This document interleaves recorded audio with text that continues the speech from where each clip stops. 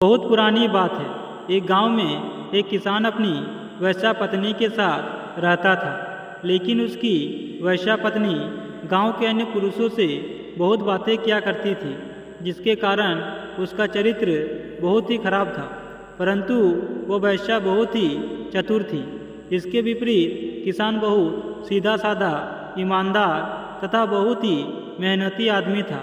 परंतु उसके पास बहुत ही कम जमीन थी, जिसके कारण वह बहुत ही कम मात्रा में फसल उगा पाता था, जिसके कारण वह कुछ दिनों से एक नए खेत खरीदना चाहता था। तभी उसके गांव में एक ठग आदमी आया। जब उस ठग को पता चला कि किसान एक खेत खरीदना चाहता है, तो उसने किसान को ठगने की एक योजना बनाई और कुछ दिनों के बाद वह किसान के पास गया और उससे बोला कि किसान भाई, मैंने सुना है कि तुम एक खेत खरीदना चाहते हो। मेरे पास इतनी ज़्यादा संपत्ति है कि मैं अकेला उसे संभाल नहीं पा रहा हूँ, जिससे परेशान होकर मैंने सोचा है कि मैं अपनी कुछ ज़मीन बेच दूँ। क्या तुम खरीदना चाहोगे? तभी उस ठग की बात सुनकर किसान ने बोला, हाँ हाँ, क्यों नहीं। वैसे भी मैं कुछ दिनों से ज़मीन का एक टुकड़ा खरीदना चाहता हूँ।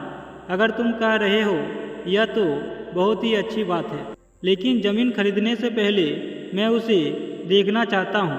उस किसान की बात सुनकर वह ठग मन ही मन बहुत खुश हुआ और उसे एक बड़े से खेत की तरफ लेकर गया और उसने कहा कि यह देखो, यह मेरा खेत है।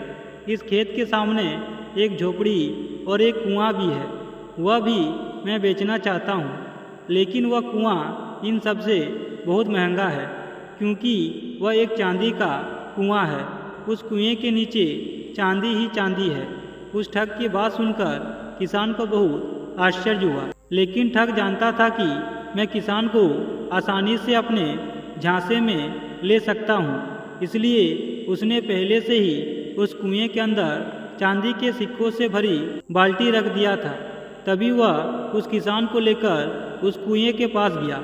वहाँ जाकर उसने उस बाल्टी को कुएं से बाहर निकाल दिया, जिसे देखकर किसान की आंखें फटी की फटी रह गई। वह बाल्टी तो सिक्कों से भरी हुई थी। तभी किसान ने सोचा कि अगर मैं ये कुआं खरीद लेता हूँ तो हमेशा के लिए मेरे पैसे की समस्या खत्म हो जाएगी। तभी उस किसान ने पूछा कि तुम इस कुएं को कितने में बेचना चाहोगे? उस किसान की बात सुनकर ठग बोला, वैसे तो इसकी कीमत 100 सोने के सिक्के हैं, लेकिन तुम सीधे साधे इंसान लग रहे हो, इसलिए मैं 50 सिक्के कम कर देता हूँ। तो अब इसकी कीमत 50 सोने के सिक्के हैं और यह सिर्फ तुम्हारे लिए है, क्योंकि तुम बहुत ही मेहनती हो। तभी वह उस कुएं को खरीदने के लिए तैयार हो गया और पैसे लेने के लिए अपने घर की तरफ चल पड़ा। किसान को जाते देख वह ठग भी उस किसान के पीछे पीछे उसके घर तक पहुंच गया। जब वह किसान घर पहुंचा तो उसने सारी बात अपनी वैश्या पत्नी को बताई, लेकिन उसकी वैश्या पत्नी बहुत पढ़ी लिखी और समझदार भी थी। उसने किसान से कहा कि मुझे इस चांदी की कुएं वाली बात पर संदेह हो रहा है। उसने किसान से कहा कि हम अपनी जीवन भर की कमाई हुई पैसे को देने से पहले इस कुएं की अच्छी तरह से जांच परख की जाए। आप जाकर कहिए कि हमें पैसा जमा करने में 2 दिन का समय लगेगा और उससे कहिए कि वह कल आ जाए और एक कागज पर लिखकर लाए कि वह कुआं इसका ही है और वह हमें 50 सोने के सिक्के को लेकर वह कुआं बेच रहा है। और यहाँ आकर वह 2 गवाहों के सामने दरखास्त कर देगा, और अगर वह कागज देने से मना करता है तो आप उसे सीधे सीधे बोल दीजिए कि अगर आप कागज नहीं दीजिएगा तो कुएं के बदले हम 5 सोने की मुद्रा ही देंगे।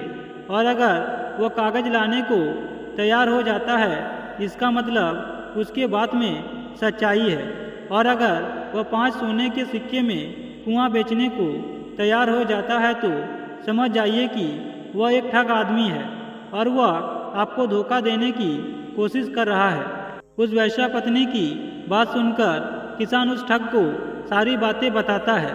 किसान की बात सुनकर वह ठग चौंक गया और मन ही मन समझ गया कि किसान अब कागज मांगने लगा है। तभी उस किसान की बात सुनकर उस ठग ने कहा कि ठीक है, अगर तुम्हारे पास ज़्यादा पैसा नहीं है तो तुम मुझे 5 सोने की मुद्रा ही दे दो। उस ठग की बात सुनकर किसान समझ गया कि उसकी वेश्या पत्नी ने ठीक ही कहा है कि वह एक ठग आदमी है, लेकिन अब वह उसके झांसे में नहीं आने वाला था। तभी उसकी वेश्या पत्नी ने गांव के सरपंच को जाकर सारी बात बता दी, जिसे सरपंच जी ने 2 पहलवान लेकर पेड़ के पीछे छिपकर ठग के आने का इंतजार करने लगे। जैसे ही ठग ने 5 सोने के सिक्के वाली बात मानी, पहलवानों ने जाकर उसे पकड़ लिया और इस तरह वह किसान अपनी समझदार पत्नी के कारण ठगी होने से बच गया। तभी उसकी वेश्या पत्नी कहती है कि अगर जीवन में सुखी रहना चाहते हैं तो इन 4 लोगों पर आंख बंद कर भरोसा कर लेना। पहला है निस्वार्थ लोग। मित्रों, आप जिंदगी में उन लोगों पर भरोसा कर सकते हैं जो लोग अपना काम निस्वार्थ करते हैं। जिन लोगों का किसी भी काम को लेकर स्वार्थ नहीं रहता, वह किसी को धोखा नहीं दे सकते, क्योंकि इन लोगों को किसी भी चीज़ का लालच नहीं होता है।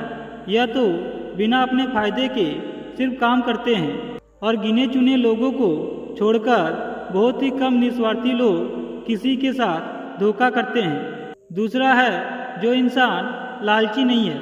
मित्रों, जो इंसान लालची नहीं है, जिसको पैसों का लालच नहीं है, ऐसे व्यक्ति पर भरोसा किया जा सकता है। अधिकतर लोग पैसे, जमीन, जायदाद के चलते ही किसी को धोखा देते हैं और जिसको इन चीज़ों का लालच नहीं है, वह लोग दूसरों के साथ गलत व्यवहार नहीं करते हैं। तीसरा है अस्पष्टवादी।